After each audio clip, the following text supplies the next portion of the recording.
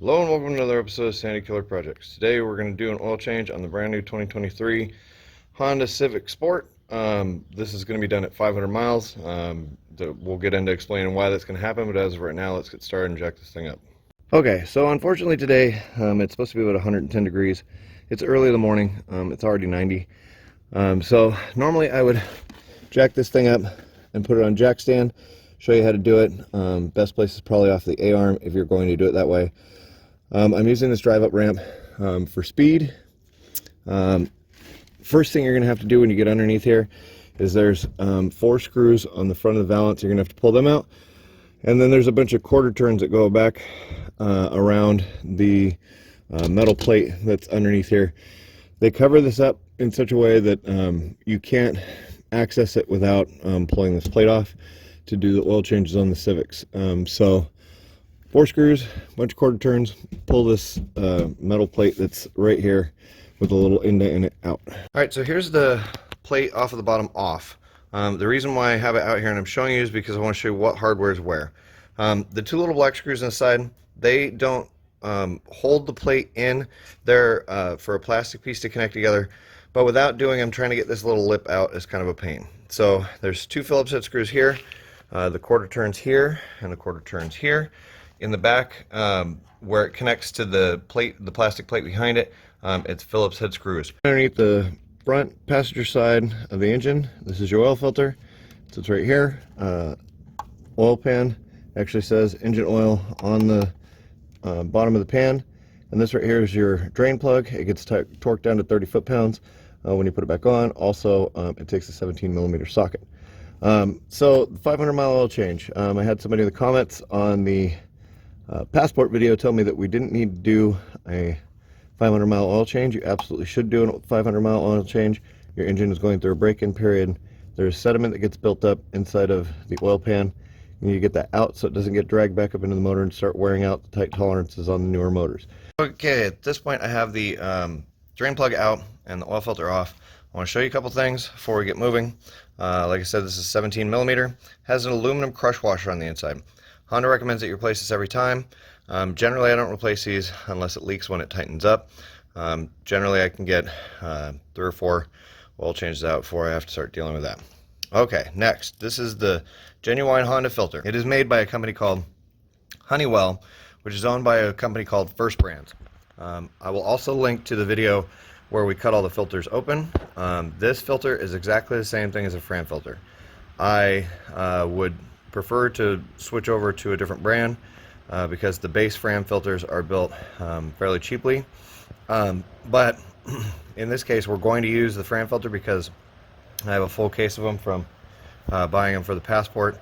So one of the comments that we had was that the Honda uses better pleating. Pleating is exactly the same. If you look down inside, the wiper seal on there is nitrile, which is it's a type of rubber. They said that this was the Frams were inferior because they use nitrile. This is the same thing, same exact filter, just more expensive because it's Honda proprietary. So we're going to replace this with the regular old Fram filter. The only real difference is this one has a step down rubber O-ring. The other one will have a square O-ring like an aftermarket filter normally would. So in actuality, you're paying multiple extra dollars for a different style oil seal. Here's what we're going to replace the oil and filter with. This is the Fram PH 7317. It's exactly the same as on the Honda Passport, which is a 3.5 liter instead of a 2.0 liter, but they take the exact same filter. So this is what I was talking about with the seal. The seal is the only part that's different between the 2 filters. Otherwise, the internals are exactly the same. They're built the same. They're made the same. Same parts are in them. Same filter. Okay. I would prefer using Wix. I'll tag all the part numbers, all that in the description if you need them. This car takes full synthetic, so we're going to use Castrol Edge 020. 020 weight is what the car recommends. And the car takes 4.4 quarts of oil. The other thing that I'm going to note is I like to pre-fill my oil filters. It's a good idea to do it so you don't get hydrolock inside of the motor if this thing doesn't want to fill. Then also need to take some of the fresh oil and run it around the bead to make sure that it tightens properly once it goes into the car. All right, if you watch any of the other videos on how to do an oil change, the oil filter, which is under there, needs to go on a quarter turn past snug. Honda recommends 30 foot-pounds of torque on the plug. I don't. I go down until it's snug, a little tighter, to make sure you get crush on that washer. I don't want to completely over crush that washer, and I can tell you that that bolt came out without having 30 foot-pounds of torque on it. It was just a little bit past snug when I pulled it out. So that's exactly how I'd recommend doing those. Next, we're going to fill this with oil. Super easy. Oil filler is right here. And screw this guy off. It even says the weight to put on it, especially for a new car. Filler funnel goes in, and oil goes in 4.4 quarts. So this is a 5-quart thing. I'm going to leave about a half quart in the jug when I'm done. The last step in the oil change for the physical work part of it is going to be putting this plate back on and dropping the car off the jack. In this case, we're going to drive it off the jack. These are all the tools that you need. You need a 17mm, filter pliers, Phillips, and a flathead.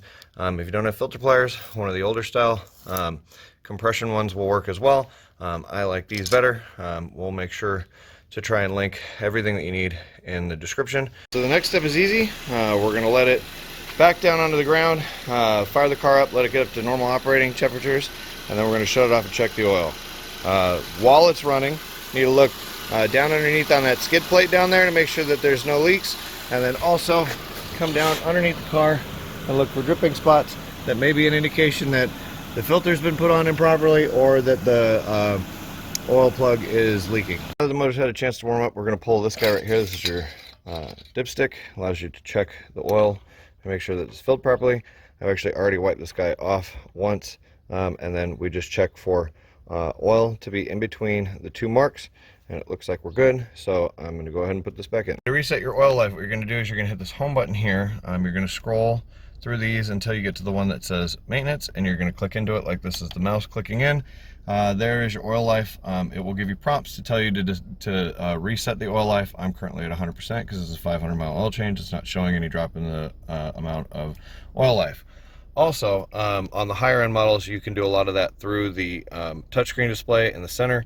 On this one, because it's sport, you don't have the ability to do any of that. So that's going to do it for this episode of Sandy Killer Projects. If we were able to teach you something, or you were entertained just by watching this video, please make sure to subscribe to our channel. We're going to have lots more content coming out on this Honda Civic in particular, and all of our other cars, which you can see some of them in the background there. As always, thank you for watching. Like, share, and subscribe. We'll keep making more videos.